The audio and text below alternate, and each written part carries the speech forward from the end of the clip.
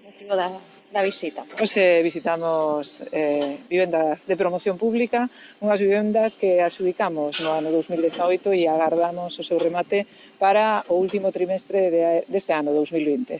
Agradecerlle á empresa toda a súa implicación, porque é certo que Vigo é das cidades que máis demanda temos de vivenda de promoción pública, pero tamén é certo que sufrimos un proceso que foi o de estar aislados e a pandemia, e iso fixo que tiveramos algún que outro retraso, a pesares de que a empresa fixo un gran esforzo con todos os seus traballadores para poder continuar, sempre cando o permitía as distintas ordes que iba dictando o goberno. Por lo tanto, a pesares dos pequenos retrasos, agardamos que teñamos 62 vivendas novas de promoción pública a disposición dos vigueses e as viguesas que así o soliciten, ben a través do réxime de aluguer ou ben a través do réxime de compra-venda en función do que son os seus ingresos. Por lo tanto, 8,2 millóns de euros nestes dous bloques de vivenda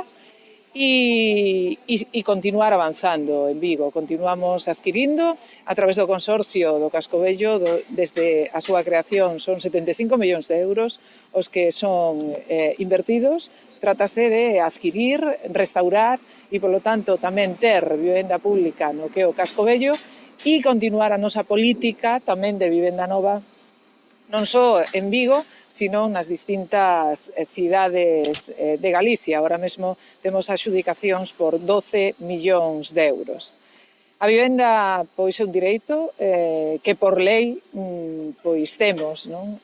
Todo cidadán, todo galego e toda galega, e polo tanto o esforzo que está facendo a Xunta neste momento, que tamén é delicado e importante, e hai que lembrar que aí están as axudas COVID de alquiler, nas cales son 7,9 millóns de euros, son unhas 600 as solicitudes que temos agora mesmo e que xa comenzamos a pagar e veñen a ser máximo 500 euros perante 6 meses.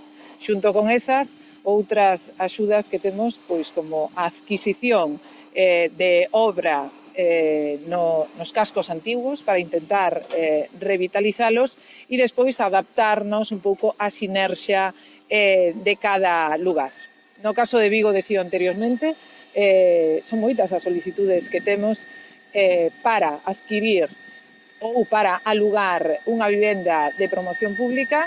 Estamos agora mesmo coa licitación para a urbanización en Navia e tan só agardamos unha vez máis que por parte do Concello se aprobe o plan parcial.